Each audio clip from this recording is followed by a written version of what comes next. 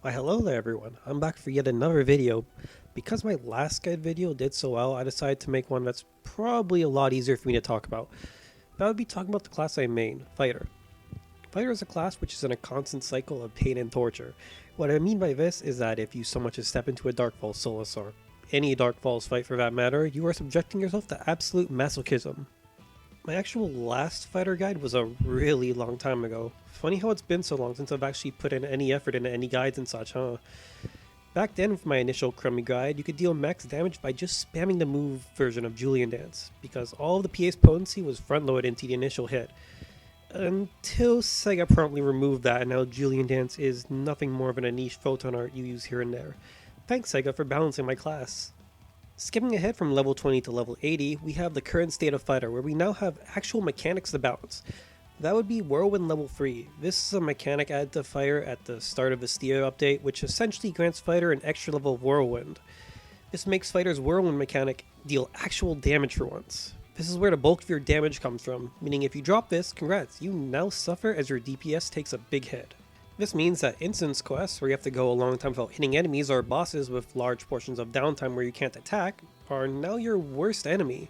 So what does this mean, you might be asking?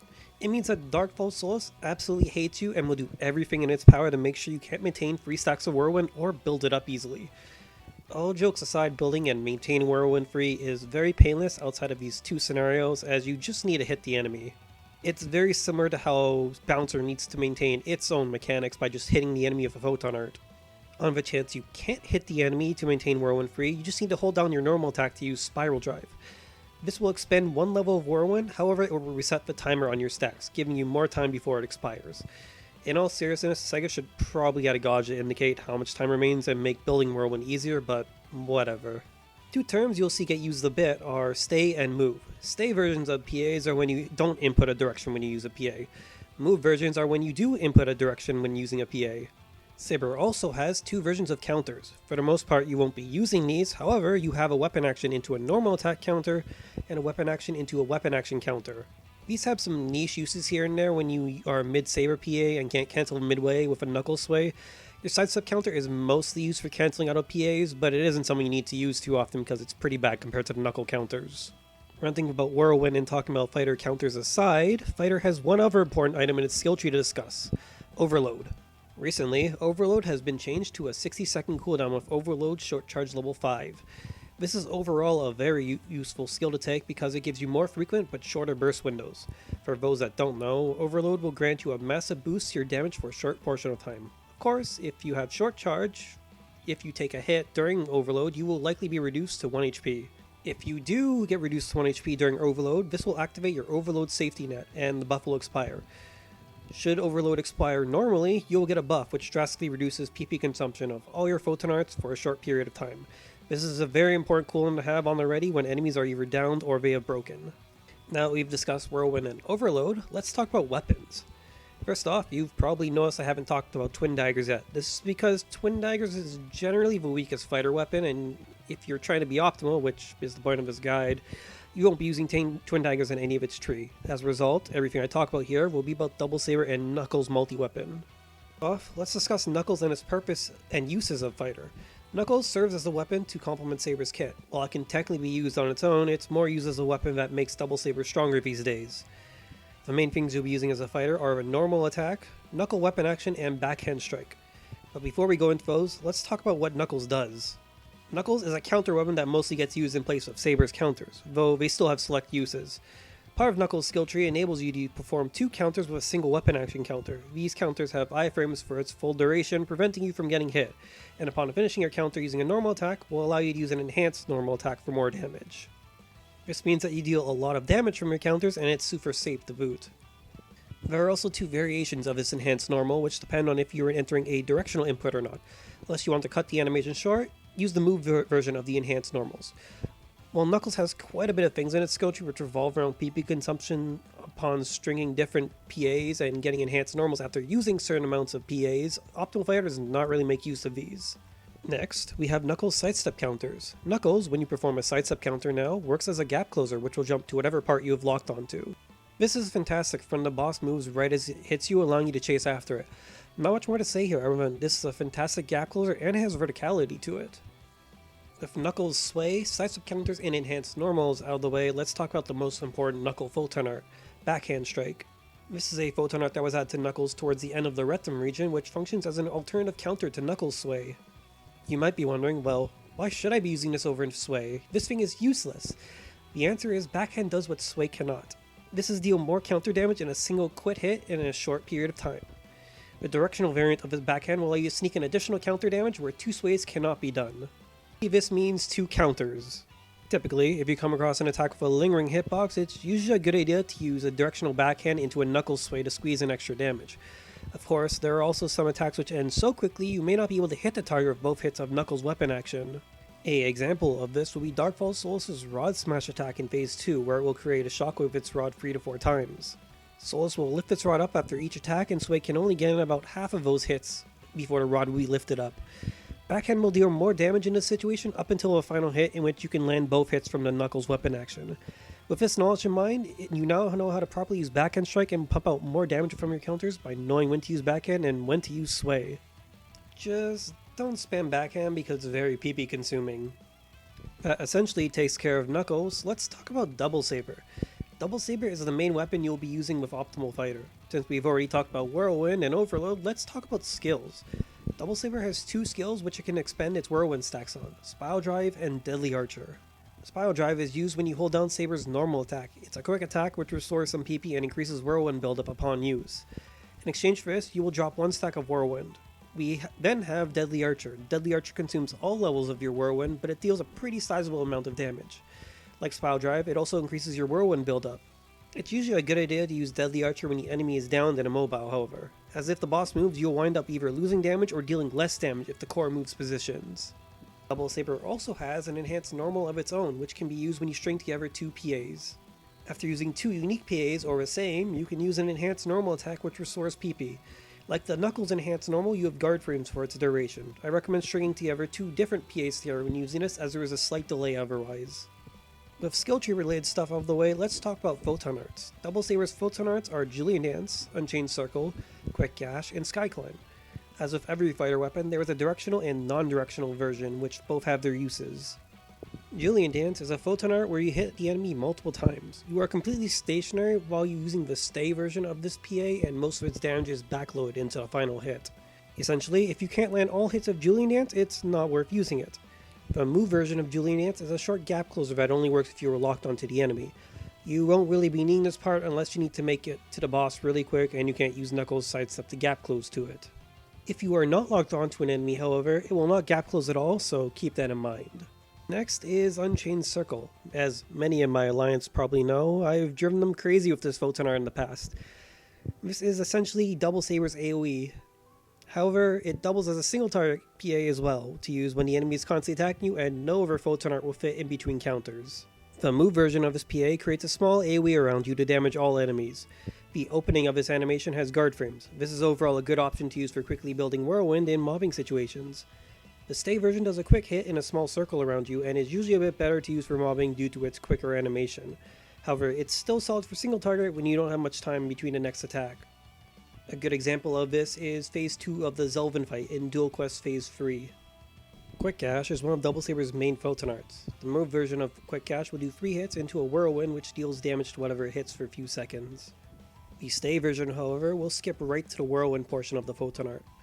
Overall, the move version is best used for repositioning, as the first 3 hits allow you to move around a bit, while the stay version is mostly used for quick damage on the target. Finally, we have Sky Climb. Both the stay and move versions of Sky Climb are used frequently together, with the stay version being used alongside the stay version of Quick Gash as the main rotation. The third version is good on bosses that don't attack frequently. Not much more to say here, other than this is the most important photon art Double Saber has. It should also be noted that the move version of Sky Climb will elevate you a bit, while the stay version will decrease your elevation. With photon arts out of the way, let's talk about rotations. Saber and Knuckles really have no set rotation, as it tends to change per boss. Your go-to rotation will always be stay, move, Sky Climb, into stay, Quick Gash. This builds up Whirlwind fast and it deals good damage. Depending on the boss, this may change and you may not be able to fit in this rotation, so you have to gauge what to use depending on the boss. Sometimes you may want to use Stay Unchained Circle over Sky Climb, or can't fit in Stay Quick Gash without missing a counter, so you want to use two Sky Climbs instead. Wow, that is a mouthful. Anyways, essentially, if the boss is very aggressive, change your tactics, as the typical rotation won't work and will lead to you missing your counters. Here's a list of rotations to go through. Your regular rotation consists of Stay or Move Sky Climb into a Stay Quick Gash into a Enhanced Saber normal attack.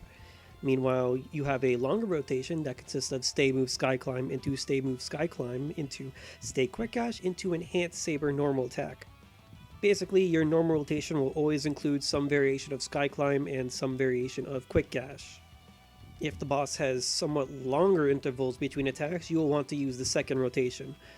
However, this rotation obviously isn't absolute, and you may need to cut it short to use a knuckle sway counter, so keep that in mind. And finally, if you cannot use Sky Climb, use Stay Unchained Circle instead if you need a very fast photon art to use. Next up, we have the Burst Rotation. The Burst Rotation is typically used when the enemy is either stunned or affected by break status. You'll want to use Overload into a Spiral Drive, into a Deadly Archer, into Double Saber Photon Blast if it's up, into yet another Deadly Archer. If your Photon Blast isn't up, however, you'll want to use Overload into Spiral Drive into Deadly Archer, then build up your Whirlwind 2 and Deadly Archer again. If the boss is still stunned, you can build up another Deadly Archer and use that as well. Generally speaking, the first rotation mostly only works if the boss is under break status, as that's when you have the longest time to use your burst. Let's say you're fighting a Herzig and you don't have your Photon Blast up, for example, you will want to be using the second rotation, which is fast and doesn't require your Photon Blast being up. So, now that we've discussed how to use Double Saber and Knuckles multi and how to use it, let's talk about matchups. If it wasn't obvious, NGS is a baby game where you can easily remove any and all difficulty from each boss once you learn how to fight it. Each matchup does have its share of difficulties, however, because Sega is amazing at balancing. Here's a quick rundown of the notable bosses for current V2 content. This will include UQ bosses, Solos, and the dual quest bosses, so Havaldi and Zelvin. Normal and Starless enemies are simple enough to the point where you can just play it by the book. First off, we have the Dark Falls urgent quests. These are Dark Falls and Dark Falls Aegis. Solus is going to be in its own category because that's a different monster in of itself. Dark Falls is otherwise a pretty straightforward fight. You suffer in phase 1 because it's constantly moving its targetable parts, the arm, which are basically the arms. When Dark Falls does its hand sweep, you can position yourself to use a backhand as they come by to attack you. The timing can be a bit weird at first, but you cannot fit in both sways here. During the rotation laser attack, you can attempt to counter spam with Double Saber's weapon action into a normal attack consistently. Phase 2 of the fight is pretty free though, because you can just hit his legs and, it's free counters when he does try to stomp you with them. Once you get out of phase 1 of the fight, it's basically just easy. Next up, we have Dark Falls Aegis. Dark Falls Aegis is, phase 2 is pretty straightforward, but don't even bother trying to build up your Whirlwind in phase 1. It's just not worth it. Just stick to the mobile cannons. There are only really 2 issues you might have with the second phase of Aegis, and that is upkeeping your Whirlwind and the rock throwing phase, which happens when Aegis's HP is reduced by 50%. Basically, if Aegis is taking too long between its attacks, you want to use Spiral Drive to refresh your counter. Also, when Aegis tries to throw his claws at you by swinging it around the arena, you can use Unchained Circle as it comes by to also refresh your Whirlwind. For the rock throwing phase, you are more than likely to drop your Whirlwind here, because the interval takes a very long time, and so there's not much you can really do about it here. Just build up Whirlwind the moment you get out of that phase. There are some other min-maxi optimizations you can do with Aegis, but I'm not going to really get into that here because chances are that's a bit too difficult for some people to pull off. Next up, we have the dual quest bosses. Havaldi is extremely straightforward. He has long intervals between attacks that take basically 50 years. You can use your standard rotation here, and if you are using Defiogs, you don't even need to worry about PP very much. You can just spam your PAs and then use your enhanced normal attack to gain all that PP back if your knuckle counters don't already. Finally, we have Zelvin. Zelvin is much more aggressive compared to Havaldi. Your standard rotation will sometimes cause you to miss counters or get hit by attacks before a full duration of Quick Gash's animation concludes. Phase 2, you won't be able to do your usual rotation at all, so just use single stay side climbs or stay unchained circles between sways so you don't get caught by the lightning strikes that happen. You'll kind of have to freestyle for this fight here and there, and that also means using Saber's sidestep counters that cancel out of your Double Saber Photon Arts if you think that you're going to get hit by an attack or miss a counter. This is extremely important so you don't get desynced from Zelvin's attacks, which will happen with the standard rotation. Finally, we have the big boy himself in the ultra hard standing quest and recently the urgent quest, Darkfall Solace. Through all of Phase 1, you'll be using your standard rotation, which is stay sky climb into stay quick gash. Phase 2 is where things get moderately annoying due to how Solace will constantly go untargetable, making Whirlwind gain and maintaining it just really unpleasant.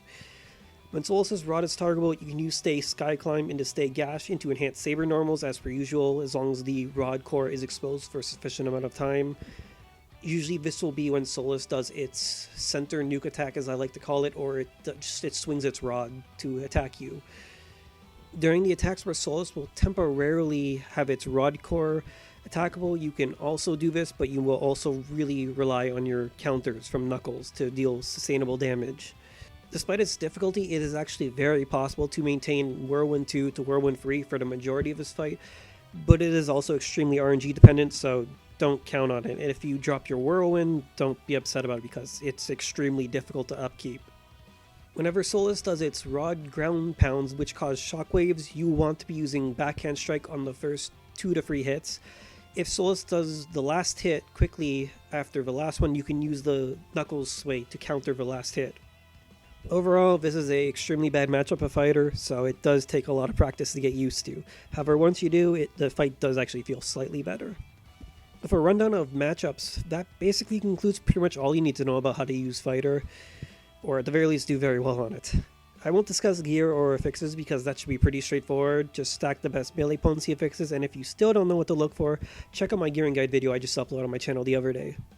Overall, fighter is a pretty strong class, mostly held back by its matchups in the current game state.